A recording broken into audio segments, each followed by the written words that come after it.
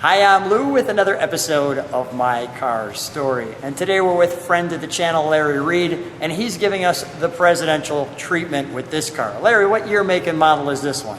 Lou, this is a 1931 presidential Hudson. It's a Series U 8-passenger Phaeton, and one of the most iconic cars history-wise in the nation. Let's take a look at our featured attraction. So, Larry, tell me a little bit about the history of this car. This car was built by Roy Chapin, who was the president of Hudson Motor Car Company. He had a relationship. He was a large industrialist during those times. Close relationship with Herbert Hoover, who had been the Secretary of Commerce, and became the President of the United States. Chapin had this idea that if he ingratiated himself with a special car built just specifically built for Herbert Hoover, that when Hoover left the presidency and he got the opening as the Secretary of Commerce, he could move into the presidential position and become the President of the United States. Well, Hoover was a one-term president, didn't work out quite so well, and Roy Chapin went on his way. But in the meantime, this is, when I say it's a one of one, it's a very unique car. This has pieces of a 30 and a 31, and then other pieces, as an example, the steer around headlights, where you could steer around corners. And the way that works, it was one of the first cars, the first car, as you turn the steering wheel, these turn. Rather unique. Then a lot of this was made up of two separate years and other items. As an example, this is a very large car. This is a 126-inch wheelbase, but this car only weighs about 3,500 pounds. Now, it's got a steel frame, but everything else is wood. It was originally created quite a controversy. As you can see, it's just an elegant car. Remember the time, this is 1929. We're in the throes of the recession, that depression. Wow. People were standing in food lines, to get food and to get groceries for the family. They were 27% of our country was out of work. He would drive by with this chauffeur-driven car, this gracious car, and they would throw rocks at him and everything else. Oh my God. It was on the front page of the New York Times 3 different times, and it showed how tone-deaf this president was at such a difficult time. If you remember back in your history, Hoover was very instrumental in the Central American States Treaty, putting all of that together, and he traveled down there quite a bit. This was such a controversial situation because of his grandeur. He decided to take it down to Panama on one of his trips and leave it there. Wow. So the press couldn't keep haranguing him about this fabulous car. Unbelievable. This car spent 28 years in Panama. Then it was brought back by a guy by the name of Beale in Baltimore, Maryland. It was restored by Beale, and then it stopped working on the freeway in Baltimore, and it was picked up by another very famous car restorer, Carl Weber. And Carl Weber oversaw the restoration of this car. This car has been restored twice. We have the receipts of this. There's been about $600,000 spent on restoring this car. So it's one of those cars that will never die because it has so much history. And it's a fabulous car. If you look down the sides and you see the glamour of all of the chrome and all of that. And you notice there are no windows. This is really a parade car. As you get in the back seat is huge.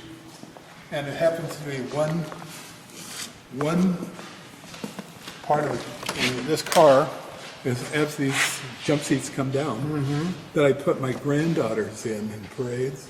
Is that right? I absolutely love this car. So it's very special. This car will drive 70 miles an hour on the freeway right now. It's a fabulous car to drive. It drives like a new car. Wow. So what year did you first get this car? I believe it was 2017. Okay. And I bought it at the Hostetler auction when the Hostetler Museum was taken apart. A very unfortunate thing. It was one of the largest, or the largest, Hudson museums in the world. I see Taylor's already set us up with some lights on the side. I'm going to go around this way. Let's take a look at that engine. This is a straight 8. Another stoplight there.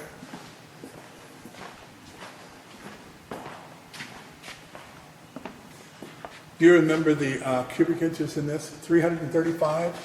Is that right? 254. Oh, 254. 254. Now, one of the things that's really unique, and this is when you prime this, you have to fill this, and you fill it with about a half a gallon of gasoline. Goes down. It's very typical of the filters that were used back then. So as I come off that plate, Taylor, tell me about this right here. These different holes. So these are just different settings for the seasons. So the carburetor will run in different temperatures. So you have cool and warm weather or mild, and you would set this rod on either setting, just so you wouldn't have to be playing around Based with on it. the time of the year. Yeah. And let's take a look at the other side real quick. Close this side down. Mm-hmm. Okay. So beautiful, the chrome on the venting, right? Yeah, isn't that pretty? It really is. These are the only parts of the car that is metal. The rest of the body is all wood. Which gives it that lightness. So I just share that to share that right there. And you can see, wow, just how big and glorious this Hudson engine is. pull that out there. Go ahead, show me. So this is your oil dipstick. Mm-hmm. Nice and heavy, big open hole. You're very, very, chromed as well. Everything really nicely done, Yep, nicely painted block as we could see on this. and chrome features. Wonderful. All right, let's go back to the other side real quick.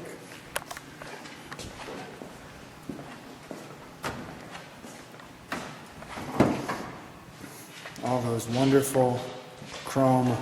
These open up for some venting. Yeah, those Yep. are all air vents. In the event of It is really amazing that it's all metal like this, and you can see the beautiful pinstripe here, as well as these open pieces here. And that opens like so. You rest that there, and you can see this beautiful engine. And we'll go back to our badge, right up there. But the engine is so strong. This engine was used in racing for years and years. If you go up in the Pacific Northwest, there's a lot of old stud mills, old sawmills that cut pine, 8-foot pine for studs. And all of them have these old Hudson motors in them. They're still going. They're almost indestructible. If you put oil in them, they'll just keep going. And remember, this car is now, 90 years old, 91 years old. Wow. And You don't think of it that way, do you? it just runs fabulous. Wonderful.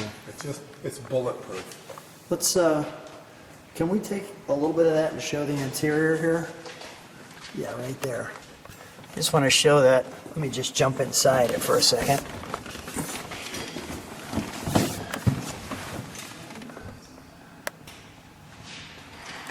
We'll get that light a little bit more. First of all, look at this piece here. Just bring that back a little bit this way. There we go. Thank you.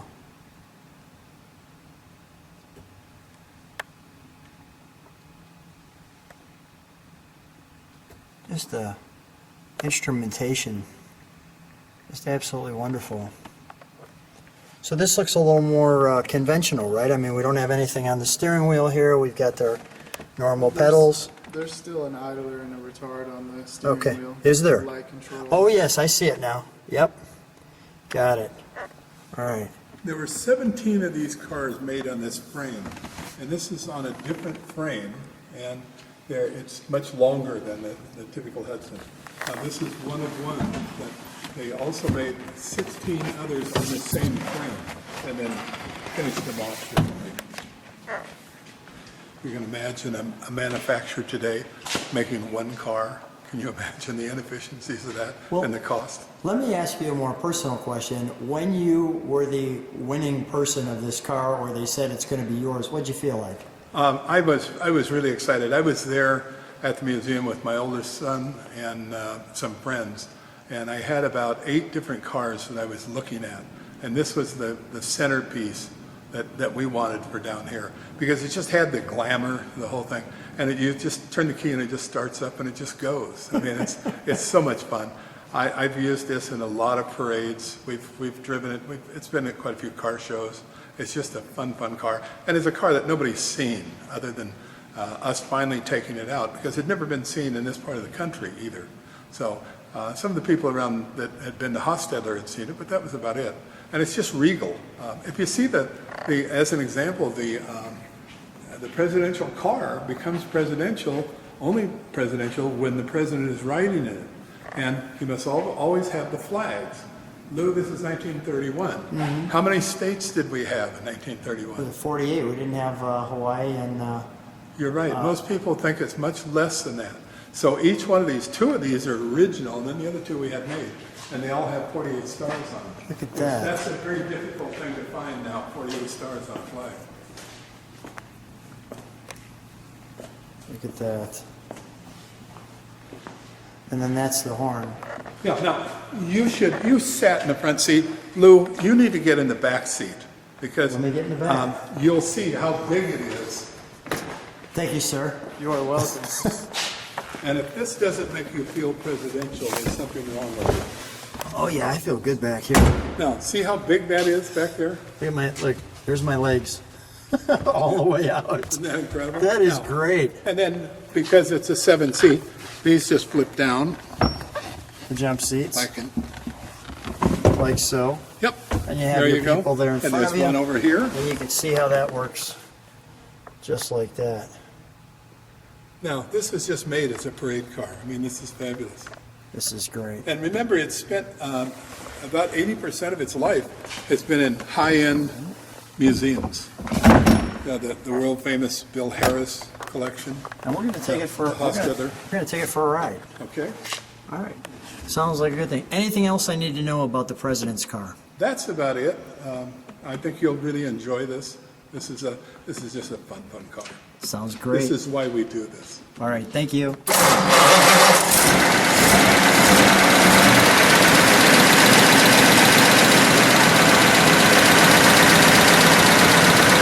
Just hit the exhaust. Look how smooth that is. What's that? You ready?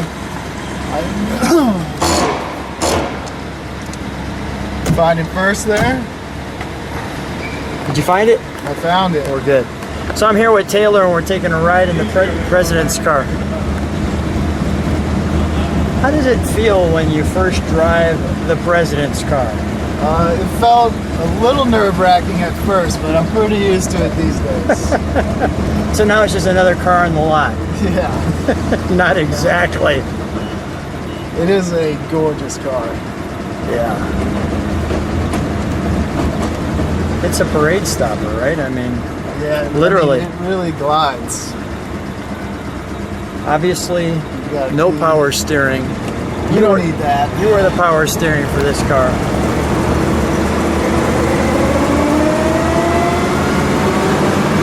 A 4-speed or a 3-speed? It's a 3-speed. 3-speed. Typical H pattern? Typical H pattern. Okay, so reverse is up and it's 1, 2, 3, 4. Got This it. is top left. Drives very, very straight.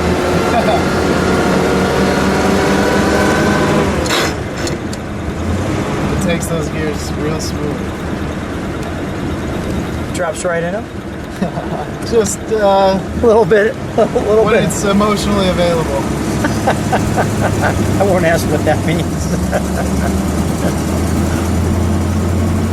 You know, in the front, we're kind of tight, aren't we? I mean, we're kind of buddies here. I think this is really made for one person up Right, there. yeah. Just And the driver. and in the back, obviously, you Tons of spread room. it all out and hang out, and you bring the whole family in a picnic back there, I'll tell you. Yeah, quite a bit of room back there. But this is super exciting to be riding in the president's car, no matter what president it is. You only had so many presidents. And needless to say, we have less presidents. Yeah, sure. What do you think? You got the president's car out. Let's go for a longer ride. I want to get out of the view of the boss. We are on camera right now. Hey, that's We'll get some reactions from the neighbors. They're really cool. What ornament? oh yeah, the airplane flows all the way across the hood, telltales off the back. That part is very cool. Got our tiny little beveled mirror. There you go. We're really not too worried about people behind us, though, are we? We're kind of. You have a feeling when you're in this car. Yeah, you don't look back. No, it's an optimistic We're gonna car. go right down Hoover Street, Hoover We're Avenue, going down Hoover Avenue. Well played, Taylor. with the Hoover presidential With the sedan. Hoover presidential sedan. Great, good thinking. Give you a little shot of what Hoover Street looks like here. Very high-end neighborhood. Waving to the fans, waving to the neighbors.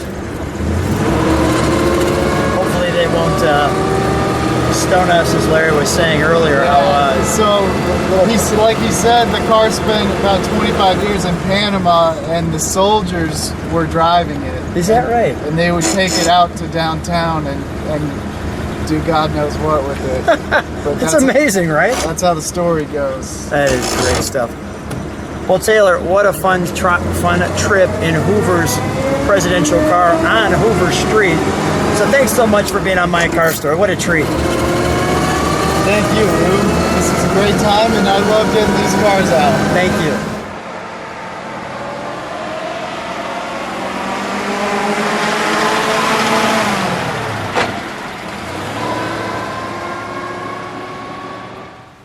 And I think on this one, well, we can stop the video.